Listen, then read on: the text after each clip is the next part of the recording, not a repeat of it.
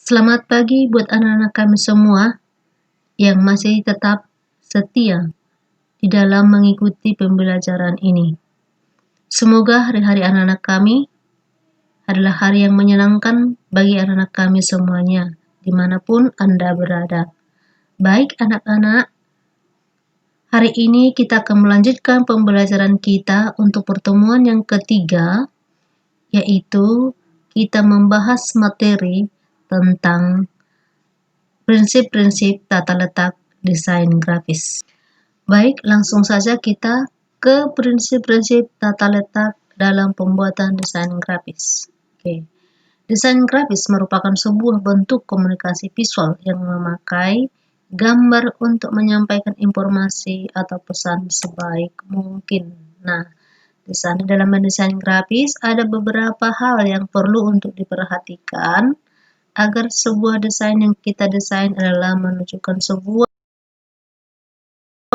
hasil yang baik. Yang pertama itu adalah balance atau keseimbangan.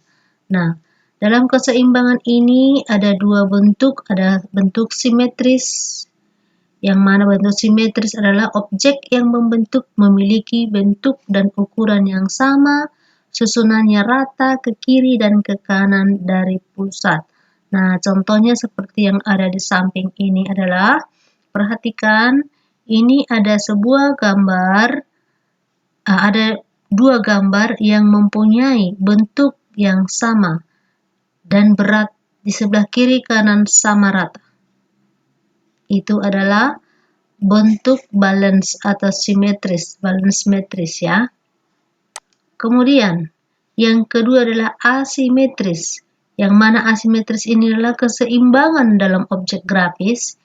Ini tidak mempunyai ukuran atau dimensi dan bentuk yang sama, namun keseimbangan terlihat sama tetapi dalam pengaturan berat atau bobot yang berbeda. Nah, perhatikan pada gambarnya, memang di segi gambar ini kelihatan seperti sama. Meski gambar yang berada di sebelah kiri dengan sebelah kanan besarnya mungkin berbeda, tetapi dalam hal segi ruangan dia semua terisi. Dia ada sampai ke bawah dan ke atas. Hanya saja di dalam hal lebar atau di dalam hal isi keseluruhan ada perbedaannya. Di situ saja. Tapi kalau di dalam hal balance sebenarnya masih tergolong balance ini. Yang berikutnya C radial. Mempunyai konsep pendistribusian bentuk dan ukuran objek yang mirip dengan model keseimbangan simetris, namun memiliki titik pusat yang menjadi awal pemancaran arah gerakan objek. Oke, perhatikan. Seperti contoh. Meskipun hampir mirip dengan keseimbangan simetris. Tahu ya, simetris tadi dia rata kiri kanan sama gambarnya, bentuknya di kiri dan di kanan itu persis sama, tidak ada berbeda. Seperti duplikatnya. Namun kesan yang ditampilkan seperti ada pancaran dari tengah lingkaran. Keseimbangan radial sangat mudah ditangkap mata karena akan diarahkan fokus ke titik pusat lingkaran. Oke, yang kedua sequence atau ritme atau urut irama. Dikatakan irama atau ritme karena susunan tata letak objek dalam media dilakukan secara berulang-ulang membentuk pola tertentu. Nah, perhatikan contoh seperti gambar ini. Dia meskipun dia dengan berwarna-warni, tetapi tetap dia dalam hal pengulangannya tetap dia berwarna bentuk yang sama dengan ukuran yang sama. Berikut adalah jenis-jenis ritme dalam mendesain dapat diterapkan pada flowing. Flowing, perulangan tata letak objek dalam media mengalir, layaknya aliran air. Dalam mendesainnya biasanya menggunakan fungsi garis, seperti garis lurus, kurva, spiral, dan lingkaran, yang bertujuan sebagai panduan arah tata letak. Seperti gambar. Oke. Regular. Tipe ini memvisualisasikan maksudnya untuk menggambarkan, kira-kira begitu ya.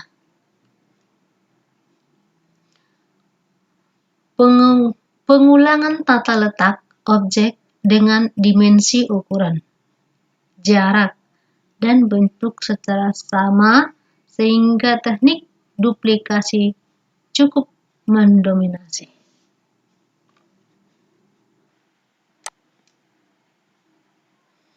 Yang ketiga atau C, gradual atau progresif. Mode perulangan yang diterapkan mengalami perubahan sedikit demi sedikit, sehingga seperti membentuk sebuah cerita. Misalnya, kata yang awalnya dalam posisi berdiri, lama-kelamaan jatuh ke tidur. Nah, perkembangan fisik bayi hingga dewasa juga bisa.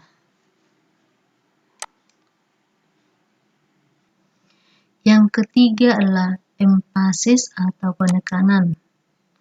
Empasis atau penekanan adalah prinsip desain yang memberikan perbedaan mendasar pada desain yang satu dengan yang lainnya.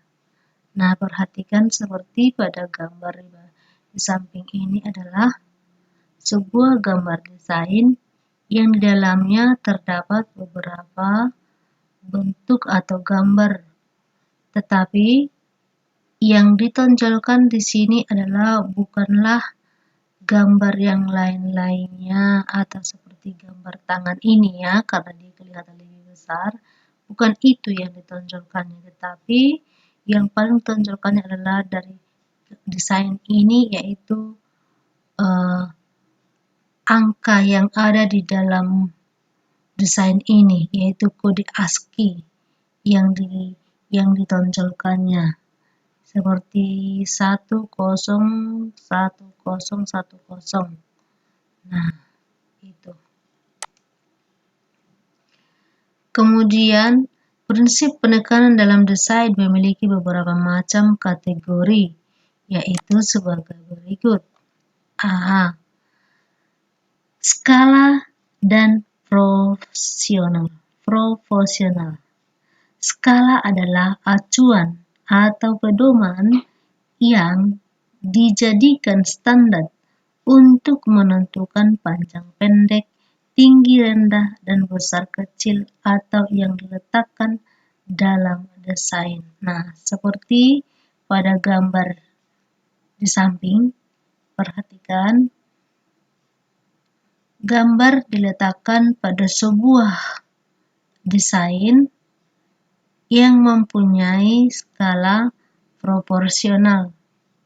Dia tidak gepeng atau dia tidak berat sebelah ke samping atau ke atas, tetapi dia kelihatan meskipun dia gambarnya kecil ataupun besar, sama saja dia tidak kelihatan seperti yang dipaksa, tetapi dia tetap proporsional.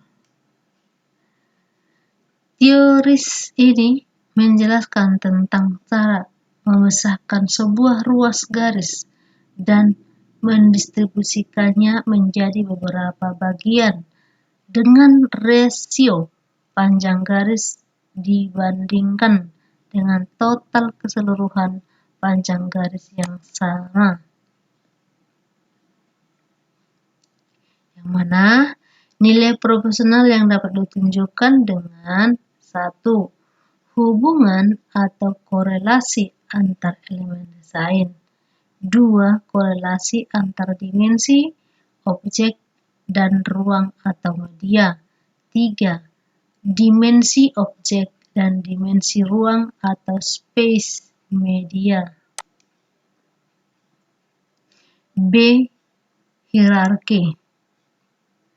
Jika Anda menatap sebuah objek, apalagi susunan desain grafis, pandangan pertama pasti ditunjukkan pada objek yang paling besar dan mencolok.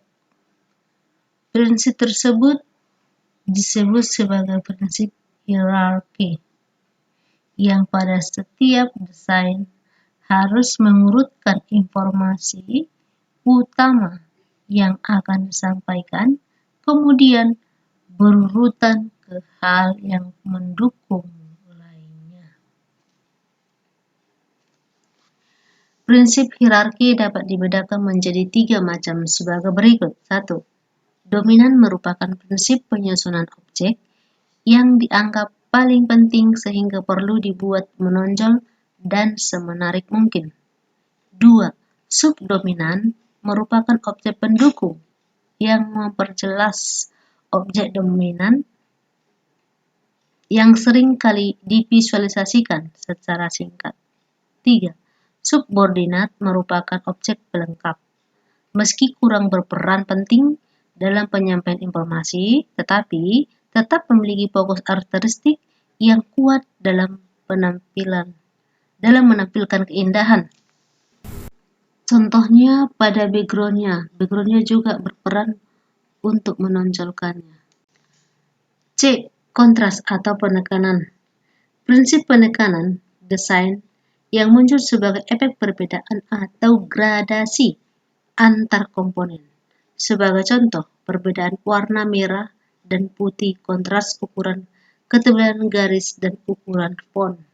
Nah, pada gambar di samping ini boleh dilihat contohnya, gambar penekanannya. 4. Unity atau kesatuan. Unity merupakan salah satu prinsip mendesain yang memberikan konsep tentang kesatuan utuh sebuah desain sebagai objek baru yang pada setiap elemen-elemen yang tersusun saling berkaitan, serasi, selaras sehingga tampak lebih harmonis. Perhatikan pada sebuah gambar di bawah ini, di mana gambar ini adalah menunjukkan salah satu adalah keserasian, yang mana pada elemen-elemen tersebut terdapat jarak yang sama, rata, tidak ada perbedaan dari satu ke yang lainnya.